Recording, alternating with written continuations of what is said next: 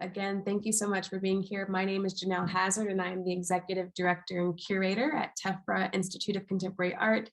Welcome. We are excited for this afternoon's creative response program for the exhibition Motherline, which features work by photographer, filmmaker, video and performance artist Laurel Nakadate.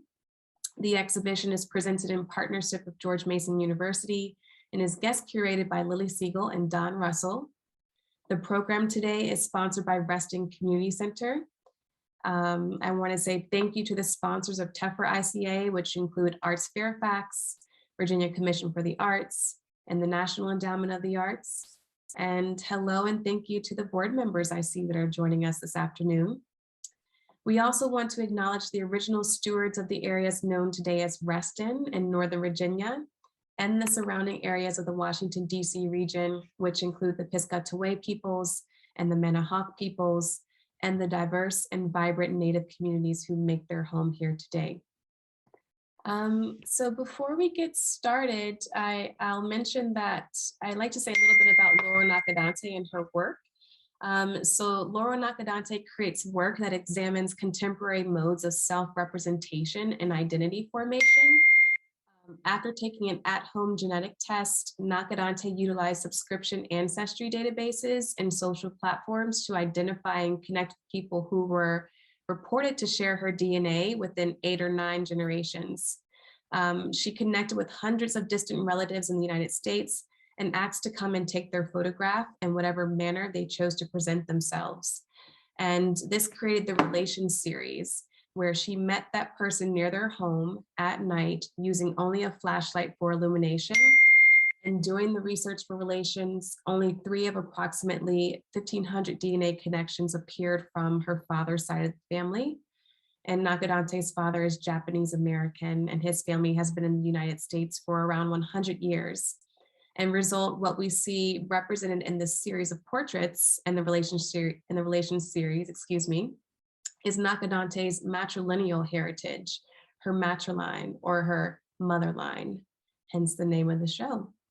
I mentioned that this exhibition is presented in partnership with GMU, and as part of that, a concurrent exhibition titled Mother just opened at Mason's Exhibition Arlington in their new gallery in Arlington. Mother is the 3rd iteration of the group exhibition co-organized by Laurel, which was first shown at Leslie Tonkonow Artworks Projects in New York in 2018. Mother explores the idea of motherhood from a diversity of female perspectives and is a group show that includes not only renowned national artists and local artists, but also local artists right here in the DC metropolitan region. So there's a lot to look forward to, including the upcoming opening reception for Mother at GMU this Saturday from 11 a.m. to 4 p.m. And so we're honored to host Laurel's work and these exciting upcoming programs. Without further ado, I will introduce our guest for this evening, Imogen-Blue Hinojosa.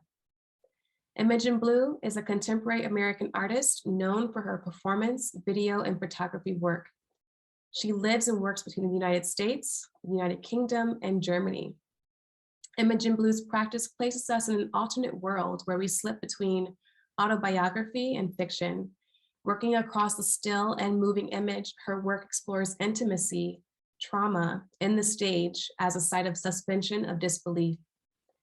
Imogen-Blue holds a BFA in photography from the Maryland Institute of College of Art in Baltimore, Maryland, and an MFA from the University of Goldsmiths in London.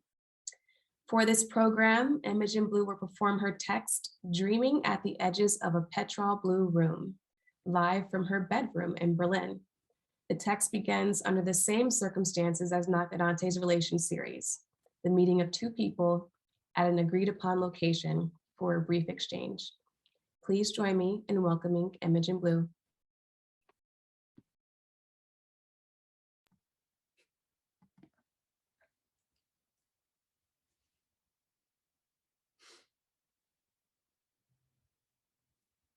Dear lover, I am writing to reach back inside to where this all began, even if the memories are as unsightly and cruel as the Texan heat in the long-winded summer days of my youth. That even if such honesty would make me a fool, you might grow to understand what it is that bore the woman you know today. I am writing to go back to that time.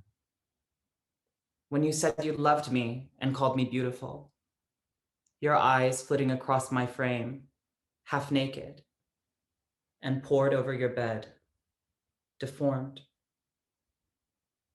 When I was 10, my mother took me to a doctor for a physical, worried that there was a problem with my chest and growth. It sticks out like a pigeon, an ugly bird. It's all I can see. I remember the first time a man said he loved me, repeated it even, again and again before reaching climax. In those days, I searched for love as a naive thing, through the broken desires and conflicting performances of men too ashamed to confront their truths. Like all queer people, I learned to love through failure. Failure of the expectations desired of me through the unfortunate chance that I was born male. I am lucky. I am still standing here before you now. Midsummer, over the small island of Rost, a cacophony of seabirds bellow their songs like sirens over the foggy crags. They come here to rest after their months-long journey from the south. Crossing little oceans and maelstroms, they arrive to rest. Like these seabirds, I too need rest. Life's endless maelstrom and oceans have battered the wings of a twice-beaten spirit. Yet again, I rise. Before I was Robin, I had so many names given to me or tried on like worn dresses from a thrift shop off Magnolia Avenue. With each new name, a new vision. 20-something and hot for Zach, Peter, Stephen, Adam, James, and whoever else. The first time they hit me, I crawled home in the early hours, half naked, smelling like Tanqueray and cigarettes. I didn't know you were a boy, he said. He knew.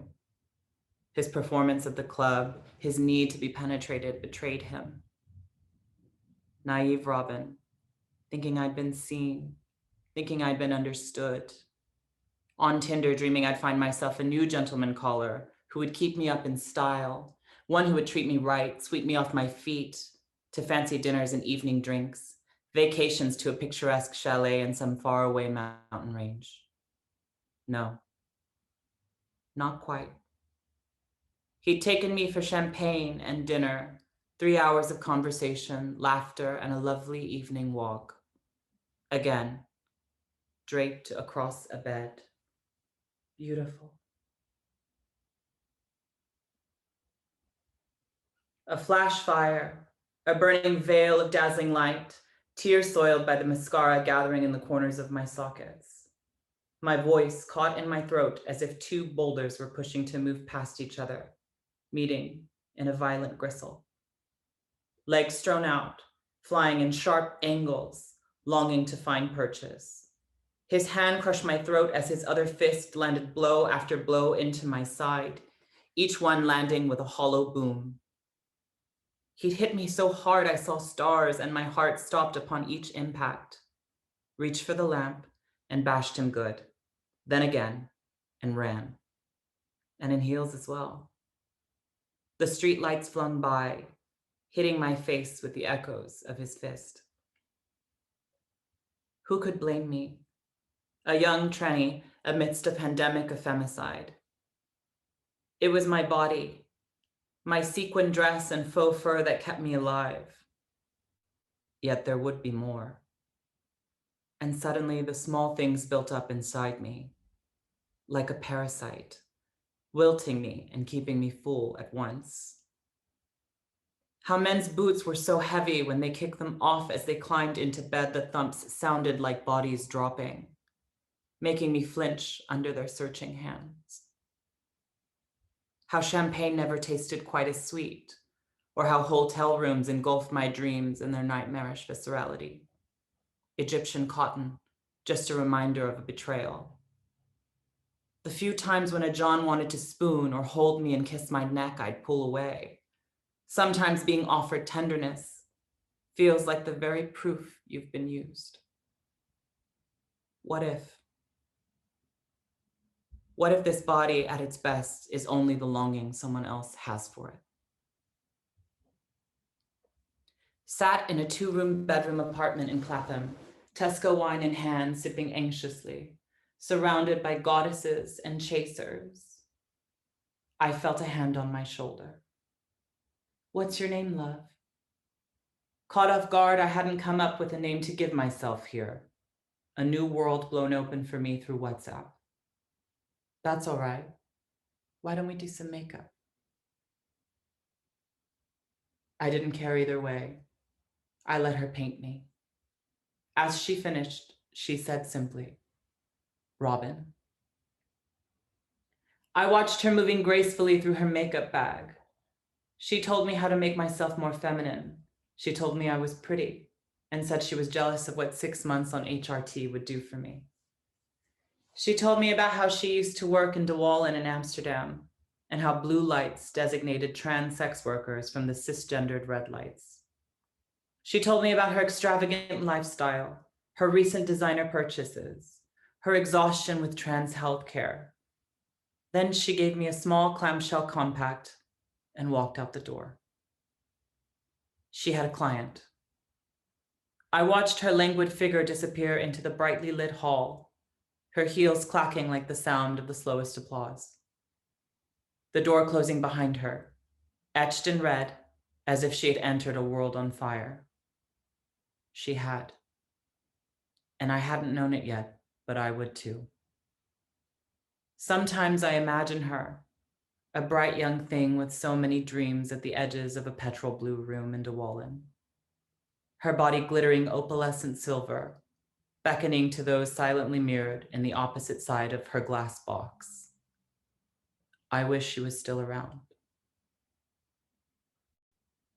The first time I met a John, it was through some sugar daddy website. The basic understanding was that nothing came for free, but I tried my luck to get what I could for nothing. Eventually, my luck ran out. I ended up at his high-rise apartment, a decadent view of the city, all the trappings of a contemporary palace. He even had a wine cellar. I thought of all the things he'd never seen or known. He'd had the pleasure of living on the white side of the tracks. He didn't know about the south side, didn't know about Marisol, who immigrated here with her family from Mexico and spent all week going door to door selling knives for $95. How Lucia, who only came out between 10 and 7 in the morning to work the block, had had an abortion because she was a rape victim. The thought of bringing pain like that into this world would kill her again, already shunned by her family for doing such an un-Catholic thing. How somehow in the midst of all of this pain, there were people so happy with so little, without the luxuries and comforts of Caucasian living. I watched as his face was illuminated by the little glass pipe held expertly upon his lips, the bulb filling with smoke before the light passed out like a candle blown out. He exhaled. A miasma of ecstasy spread through him. You gotta make sure to fill it up.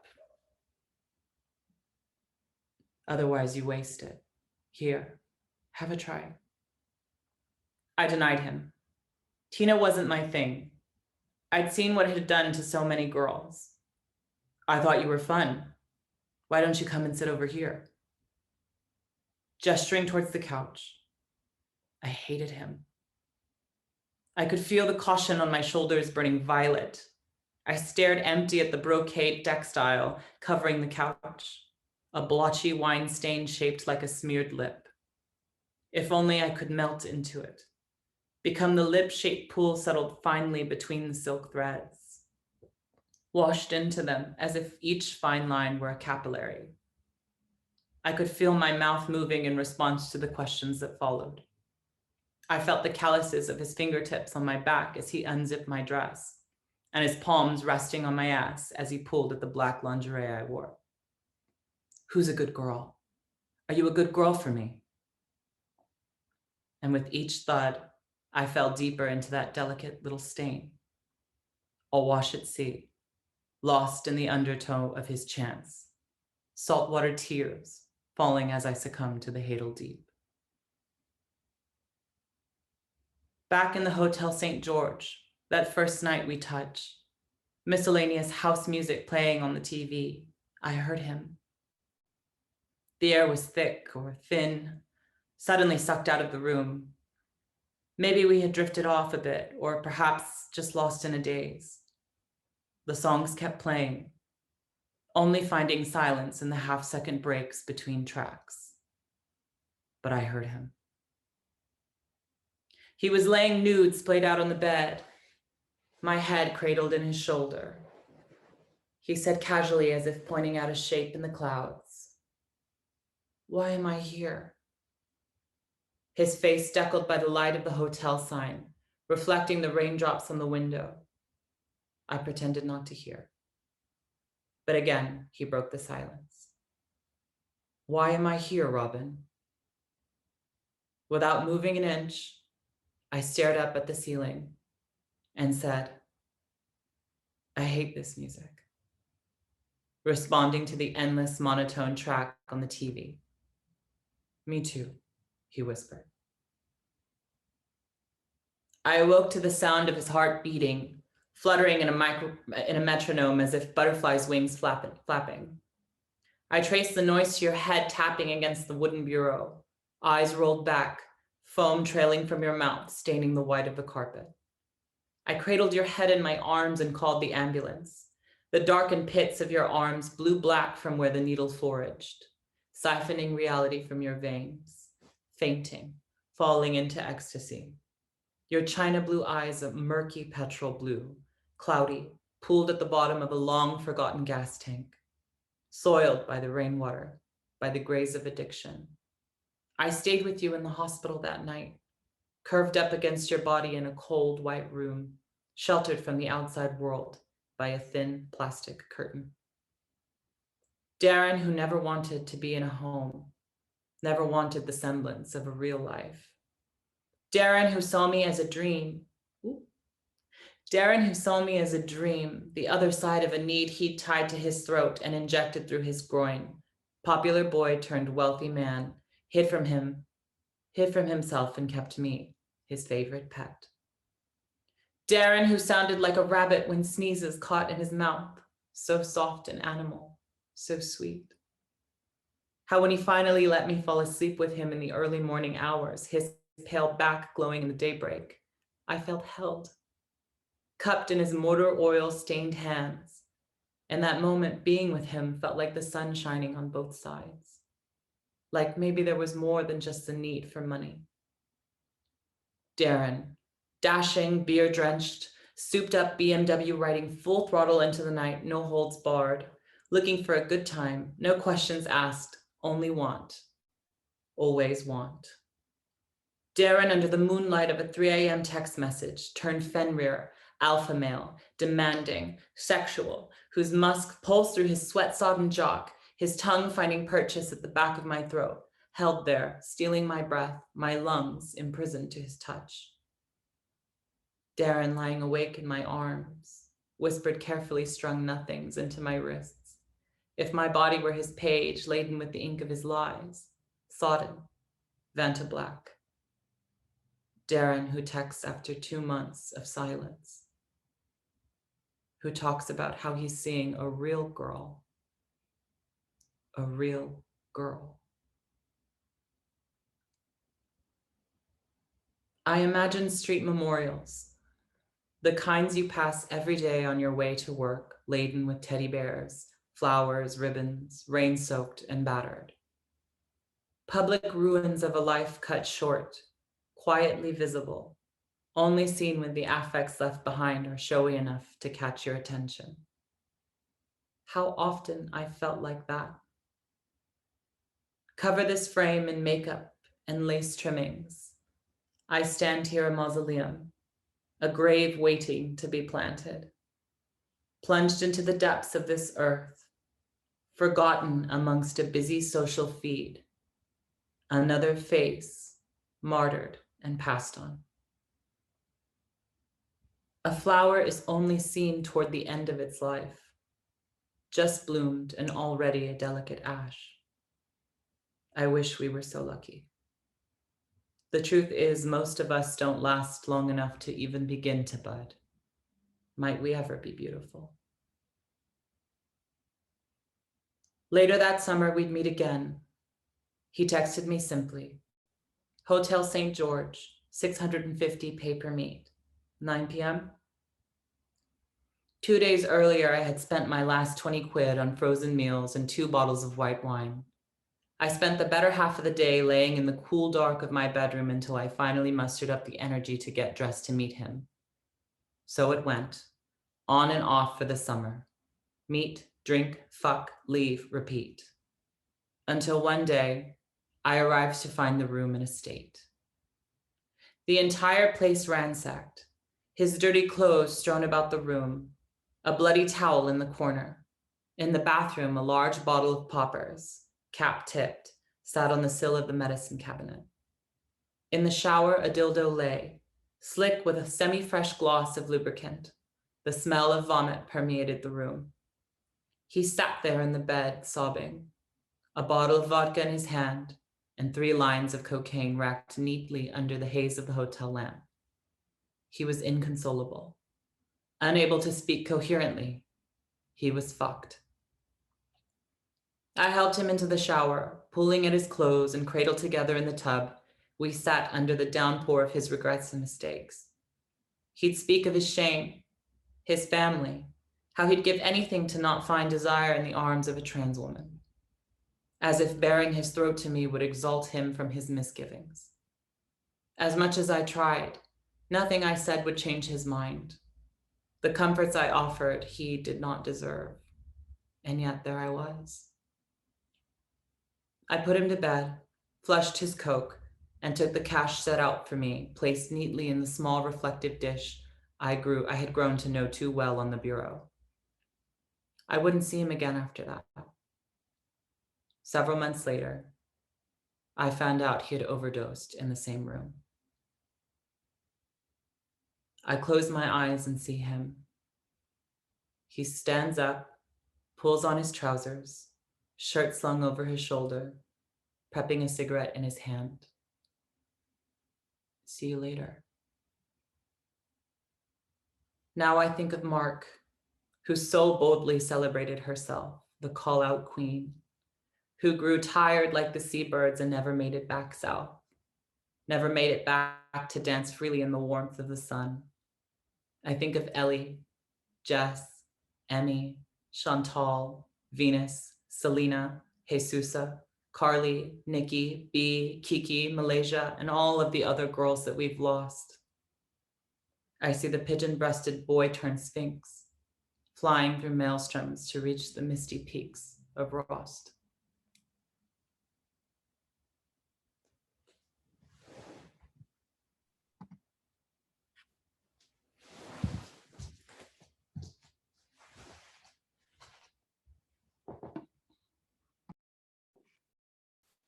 Imogen-Blue, thank you. I just want to take a moment to hold space for what you shared with us, for your work.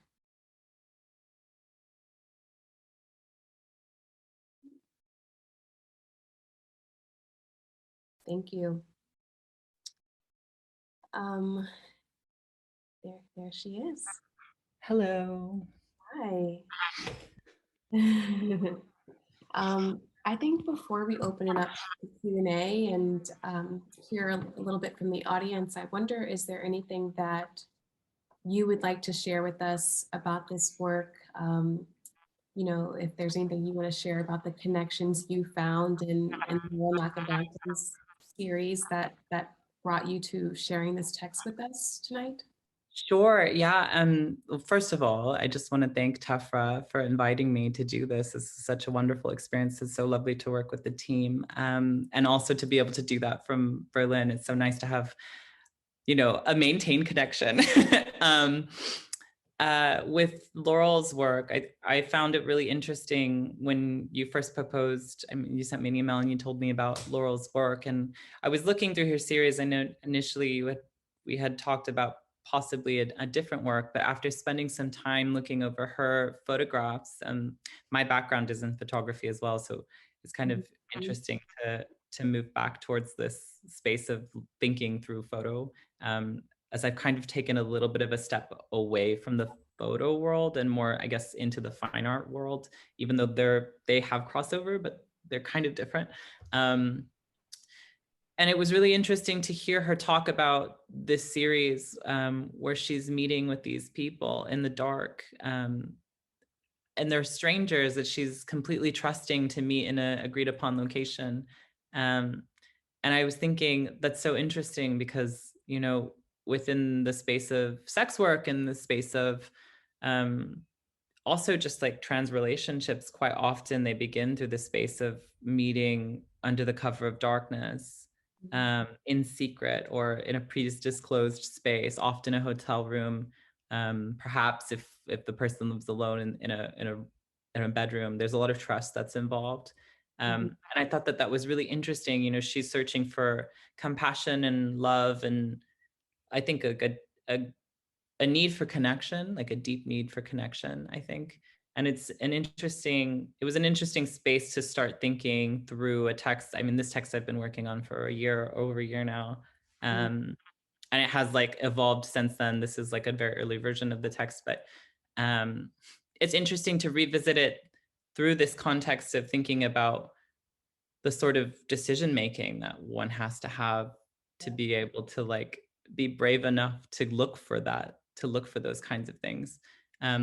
And I actually remember I was watching her talk that she did with Tephra, and I really liked that she started to become quite anecdotal about her experiences with these people. And I love storytelling, and, you know, my work often takes like a diaristic or journalistic or anecdotal way of functioning. And she was interviewing somebody who she photographed, I believe it was in Florida. And she said, "Why did you come?" She was like really gruff. The way she explained this woman and her having this exchange, she was like, "Yeah, she really seemed like she kind of didn't want to be there, but it was a bit awkward and she didn't really have so much to say, but she was like, sure, like I'll meet you." We met in this like random like forested area, and then I was like, "Can I just ask you why did you decide that you wanted to meet me?" And she said, "You know, I just really wanted to be a part of something." And I think that that's something that anyone can kind of attribute their, I think if we really think about, you know, the way that we function and look for compassion and look for community and solidarity and these kinds of things, it comes from a very similar place. And I thought that was so honest for someone to say. You know, it's not a complicated answer. So yeah. Well, we're so grateful and honored that you shared such a vulnerable text with us and learning more about communities and the stories from these women. I just want to say thank you again for sharing with us. I was struck by this text when we first heard it from you, and the many parallels that were not initially very clear to Laurel's work, but now it's very evident. I'll go ahead and open it up to the audience for Q&A, and even if you don't have a question, we welcome you to share any reflections that you'd like to share amongst the group, or if anything really stuck with you with Imogen-Blue's work, we would love to hear from you as well. So you can drop your questions or comments into the chat and I'll read them, or you can unmute yourself and join verbally.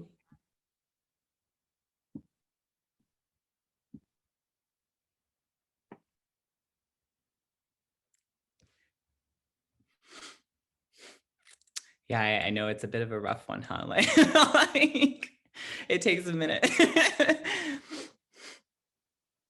And that's okay. We have some time to wait. I will say we have lots of hand claps and hearts in the chat. Robert Gowdy, our board chair, is here. He says, "Thank you for sharing, Imogen-Blue."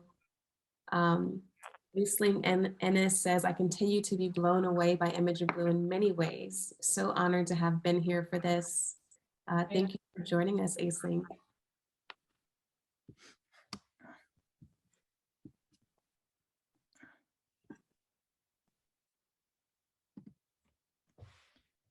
Well, if I'll just jump in for a Yeah. moment. First to say thank you, Imogen-Blue.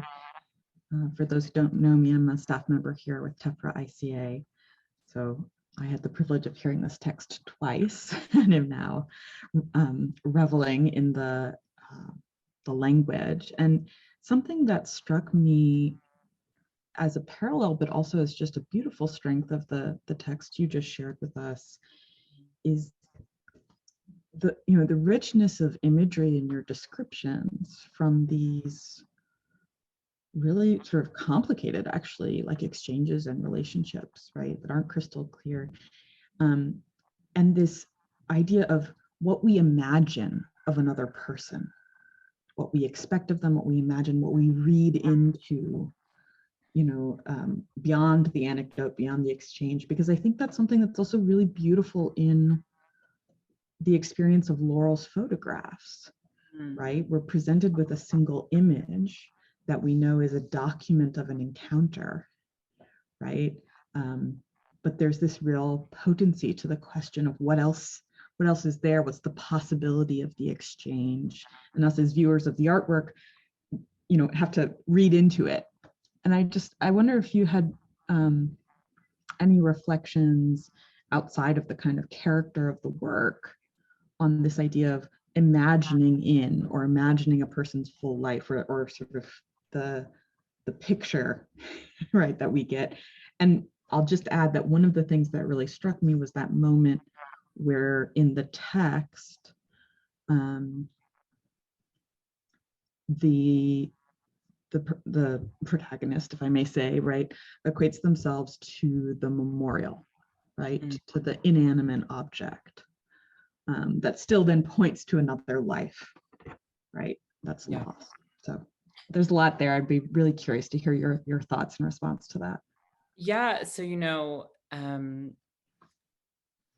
it's so funny because I always begin my approach to working through this idea, where I guess a long time ago I started thinking and really critically thinking about performativity and how everyone on this planet is performing constantly. I mean, even more so with the introduction of social media, and thinking about the characters and the sort of roles we each have to play at different points in our days, and also as sex workers, as like trans women, as there's a lot of masking, there's a lot of realness, passing culture. For those who don't know what realness is, it's a term that's taken from the Vogue ballroom scene from the 70s, and it means to be able to pass as something that that you might not be, or you might not currently have. For example, executive realness is like, I'm a CEO, even though I could never be a CEO because I can't get education and I don't have health insurance and I don't have any money. So,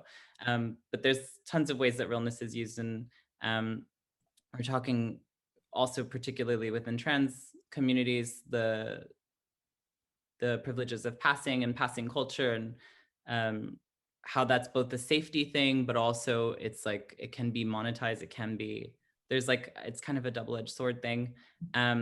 It's interesting to hear you talk a little bit about the memorial, which is quite nice to hear, because you're right. I think the quietness of an object that has a life, that points to another life, is something that I'm really interested in. And I think I was really drawn to that aspect of the way that Laurel's photographing as well. We don't garner much from the people that we're seeing, other than, the surface of that interaction and perhaps some of that awkwardness. But I think photography has like a unique power of being able to say something about the body that perhaps the sitter is not willingly giving. And if you spend enough time standing with someone, or listening to someone, I think you really can dig underneath all of the performativity that they might have. So when we're being photographed, I think very particularly, we perform for the camera. We might smile, or we'll dress a certain way, or pose in a certain situation. But if you let those things fall through for a little while, when you're making a photograph, trueness or realness becomes prevalent. And I think when I was writing about the memorial, I kept thinking about this frustration I have with trans bodies being martyred on Instagram, and being like social media just like quickly post, and then they kind of disappear.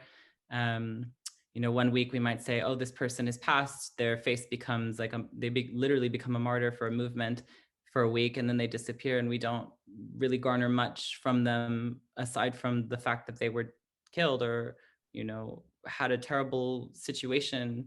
And we don't really get further than that. And more recently with politics, I mean, I feel like we're just backpedaling, even especially in the US, but also in the UK, globally, really. I mean, everywhere is really bad for trans people at this moment. And I hope that in some small way, beginning a dialogue around these very real experiences of women and pointing to something that's been ongoing for many years, creates a space for us to really try to reconstruct the ways that we handle, you know, fighting for trans rights and supporting sex workers and not being afraid to have a conversation or to protect someone in a public space. You know, even this week I was attacked by someone on the street. In the past 2 weeks, there have been 5 attacks on trans women in my neighborhood here in Berlin. One of them had gasoline thrown on them by a group of men. Another one is a concussion, broken teeth and nose. Like, violence is happening constantly and no one is saying anything about it. So this is like my major frustration. Sorry, I went on a long tangent, but yeah.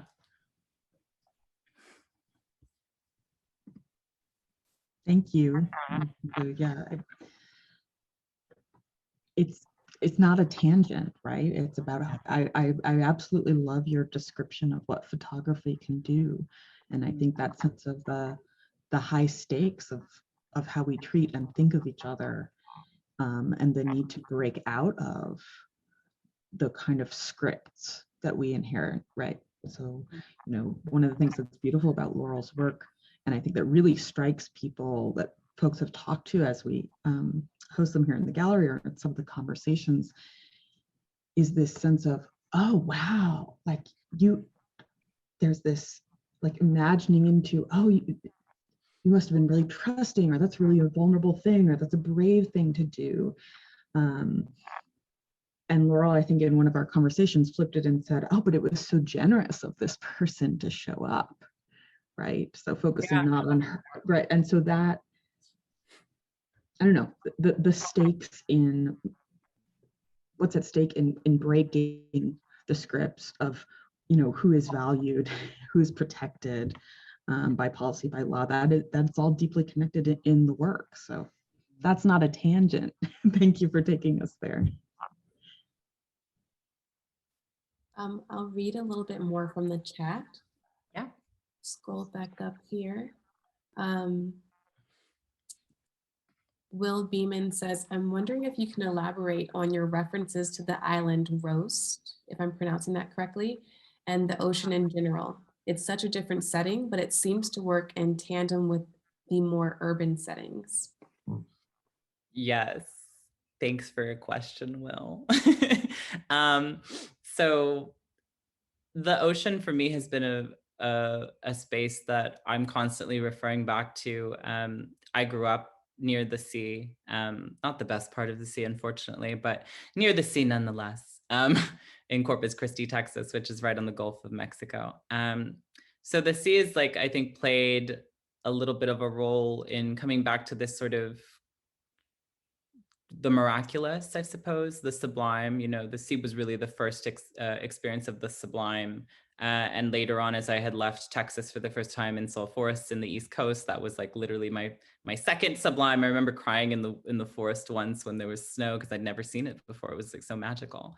And then again, many years later, I went to the Faroe Islands to do a series of photographs, which were kind of investigating the effect of sailing on the formation of masculinity in young men, because the Faroe Islands is very focused. I mean, young men start from like the age of 6 or 7, and start to become sailors, and they all want to be sea captains because they make the most money and they're able to like be away from the Faroe Islands for a while. And it really shapes the way that men grow up. And this sort of seafaring culture, I think, also exists where I grew up. And it's something very particular about the sea as well, metaphorically, thinking about, how the sea is both a void, and I guess a container for something that is a bit more mysterious and a bit, not totally explored. There's a lot of space for transformation within that space. Thinking about the sea as, a death drive, I guess, a space where we can end up, or be lost in. I think about the texts around the sea, the Hadal Deep specifically, how it's built in layers. Hadal Deep being the darkest, coldest part of the sea, with all the pressure and all the fish that no one has ever seen. So yeah, I think with I'm going back and reading your question so I can like really refocus. References to the island and the ocean in general. Yeah, so I think, the poetics of of bodies of water, and of honestly the effect of being around a seafaring community, has definitely influenced the way that I write poetry or prose. And so I guess I kind of just come back to that space because for me, it's like a safe space. It's a good way for me to then, the sea has so much language around it as well that's both majestic and beautiful, but also tragic and kind of intense and powerful, but like vicious. I hope that answers the question. Thank you. We have a few more comments in the chat. Someone from an iPhone says, "I'm speechless. I love you, Imogen. I wish I knew your name, but Imogen, maybe you know."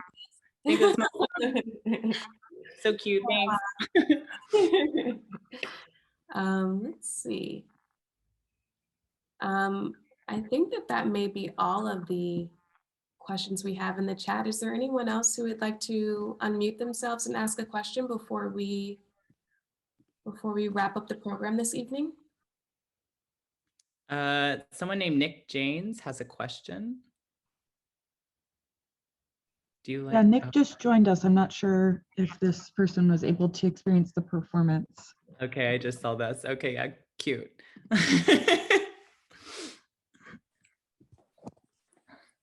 Hi. Hi, how are you? Hi, Oh my so God. nice to meet you. Sorry, I've just gate crashed. I've unmuted and here I am. Whatchamacall? So I just want to say thank you. I have a question and I don't know whether it's a silly one or it's I don't know, but how do you know when you're done with a piece of text? How do you know? Is it because you swept me away and it was so beautiful, and I find myself I go through phases of being like, oh my God, like I know her. And then I am back into the heartbreak in the imagery and just the vulnerability in what you're sharing, and so I go through all these waves as I'm experiencing you perform that. Okay, so there's that. But I suppose as somebody who creates, I find myself going, when you're able to go there, and when you have, you've clearly, worked on your craft and on your art, when is it done? That's, I don't know if there is any answer to that question, but I'm going to mute myself. And so Ashling's bearing the lead. Ashling is a wonderful harpist who worked with me on my last work while I was on residency in Dublin, Liturgia, which was an amazing experience, and I'm forever grateful for that connection. But yes, with text work, it's funny, for the longest time, I wouldn't have called myself a writer in any capacity because I don't trust, I guess I wasn't like, I didn't train as a writer, so I also don't call myself, I hadn't called myself a filmmaker until more recently, just because I wasn't trained as one. And then I was like, well, this is bullshit, because this is like, excuse my French, this is like an institutional thing that's being forced on us by, the 1% of America. But thinking about text and knowing when it's done, I think that's actually a really difficult one. I feel like that text is now not the same at all. It's actually quite different. But I think I guess writing in my practice is constantly evolving and shifting. And I often do save things and I don't put them out. Like a lot of that text was written over the period of my transition in the early years. So for 3 years. And then as particularly after Dublin, when I was there, I mean, you recognize the Hotel St. George and these sorts of spaces that are landmarks in Dublin. And also the person, some of the characters are based on, you know, they come from kind of having to sit with them and like let them evolve and let them kind of gestate and then decide, okay, am I able to deal with this? Is this like safe for me? Is this self-caring? And then also, how can I get that multifaceted viewpoint of text? Because often, you know, when you first write something, you're like, oh, I'm like an angsty teenager and I hate those. And then you're like, okay, well, give me a minute. Let me like reconvene. You know, you might sit for a few months, you might write a little something else, and then you can find ways to then connect it. I guess that's sort of the way I work. But yeah, it is a really difficult question. I really hope that by the end of 2022, this text will be like checked and like done. Okay. I have a solo exhibition coming for Berlin Art Week in which the text is being sort of, it's an evolution of that text with a series of soft sculptures and a performance. So we'll see. Hopefully that'll be like let's route that forward. Yeah. Okay. Yeah. Thank I guess you. I'm trying to refocus after this to other parts of my practice as well. So yeah, but writing is a huge part of it for sure. Well, thanks for sharing it with us. Yeah, thanks, Aisling. It looks like we have one more question from Ian, who says, hi, Imogen, do you think that you find yourself embracing or fleeing or just aware of different roles as you move through life and relationships with this meditation as something you reflected on? A really good question. I think this is a great question for all artists. You know, I think there's a balance that one strikes between playing the game that you're referring to, but also thinking about, you know, for a long time, there was so much performativity that was forced on me as a young man. And then after transition again, as like a person who was young in their transition, and then again having to go through like almost a second puberty to recognize all of the things that women face that men are just not aware of because they've never been looked at as a woman or treated like a woman. And I think taking aspects of each one of those experiences and formatting them or reformatting them into weapons or something that I can use in my arsenal to then, you know, serve myself, but also, you know, some of it is fun as well. It's not all sad. Like, you know, I always think of karaoke because I'm a massive karaoke stan. A lot of people don't like it, but it's a really good reference for me for this idea of the suspension of disbelief. People go to karaoke and they either like, they hate karaoke and don't want to sing, or they like get up and they pick like Whitney Houston and everyone's like, really? You're really going to go and do Whitney Houston? But if you like look at those people who are drunk on stage, like doing their like Whitney gig, they are like living their diva fantasy. And why shouldn't they be able to do that any day of the week in any given situation? And actually, I would argue that they do. And they can take some of that and reutilize it in a way that's helpful for them. Maybe it's away from this idea of the game that you're particularly talking about, but I kind of think about all aspects of identity and performance in the same way. You know, it's something that you can kind of utilize or reformat. People don't take you seriously. Like, you know, in my hometown, no one would take me seriously. They'd be like, is going on? But now they would, perhaps. Whereas when I was growing up, I didn't have that kind of confidence or space of self-awareness. I think it just takes time. Yeah. Can I ask a question? Hi, Imogen-Blue, thank you so much. My name is Lily. I actually curated the show with Laurel, so especially a big thank you from me for being here. It was really a wonderful performance. And I've been thinking, kind of building on what you said and thinking about this idea of vulnerability and bravery in the private space and the public space. And as you were talking about, you know, being accepted at home, but being able to leave an intimate space to be more comfortable as yourself, or thinking about one-on-one intimate interactions versus being an artist and putting your work out into the world, maybe very publicly, but in many ways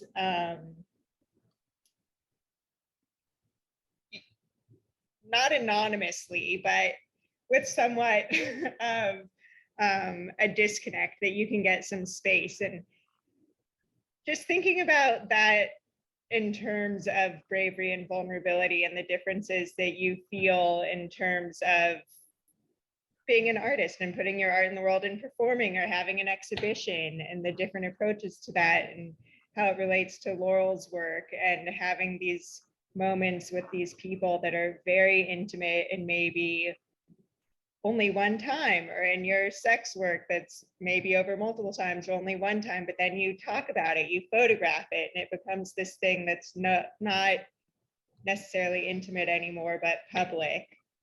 Yeah. Just wondering your thoughts on those relationships. Yeah. You know, it is something that I have to consider all the time. I always think as well, you know, these topics aren't necessarily something that is so super inviting to communities that are disparate from them. And I'm always thinking about how one can manifest a bridge between those spaces, which is never easy.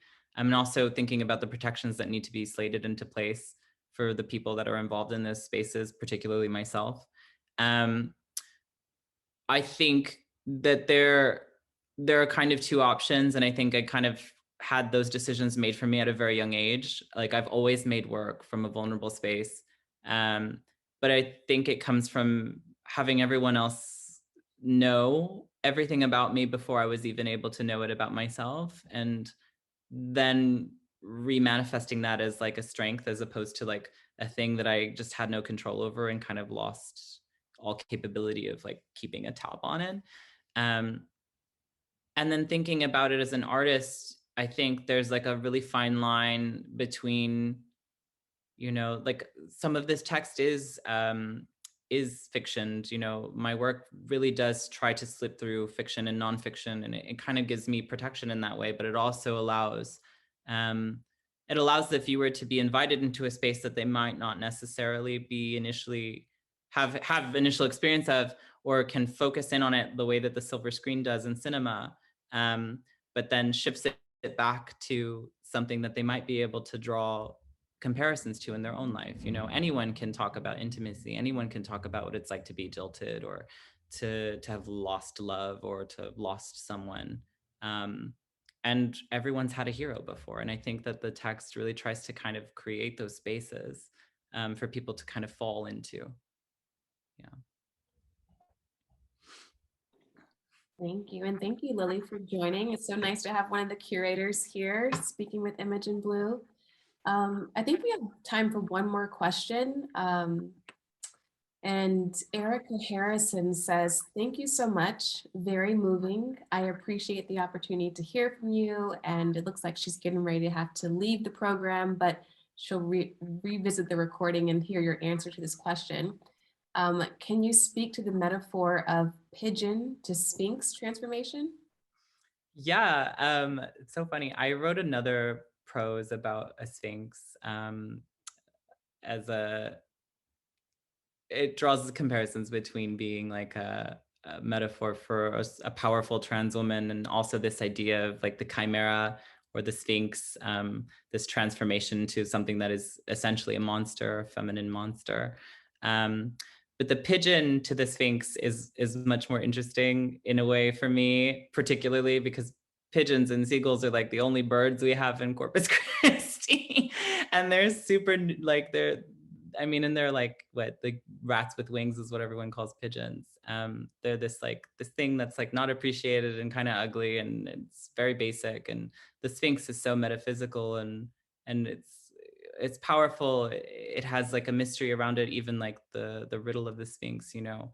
And the riddle of the Sphinx is that I'm a trans woman. Like the tea is like,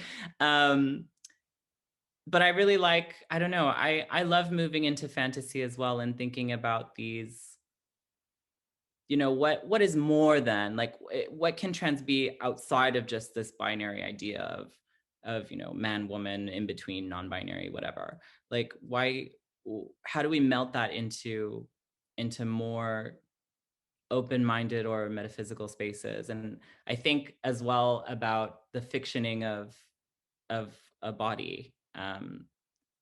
And maybe that doesn't make sense to people, but for me, I'm really influenced by epic poetry. And so I reference epics a lot. And I love these kinds of spaces, like the Minotaur, the Sphinx, the Medusa, like these kinds of beings. I think they all kind of harken back to a particular aspect of the self.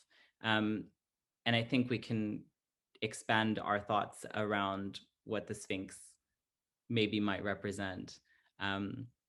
Yeah, you can check out that poem about the Sphinx. It's posted in my Instagram. You'll have to look for it, but it's one of the many like self-portraits. But the text is in the post if you're interested in reading it. Yeah. Wonderful. Well, Imogen-Blue, this was both heartbreaking yet poetic and a beautiful afternoon program. And I want to thank you again for allowing us to hold space for you, for your work, for the stories of trans women, sex workers. I think it's safe to say that you shined light for us in our audience today. So thank you again. Motherline is on view until May 29th of next month. And the online viewing room can be found on our website at tephra.ica.org. Be sure to visit the concurrent exhibition Mother at Mason's Exhibition Arlington and their opening reception this Saturday from 11 a.m. to 4 p.m.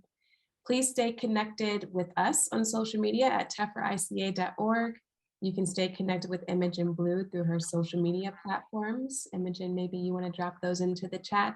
I will do. Thank you again, everyone. We really appreciate you spending a brief moment of your afternoon with us today, and enjoy the rest of your week. Thank you so much.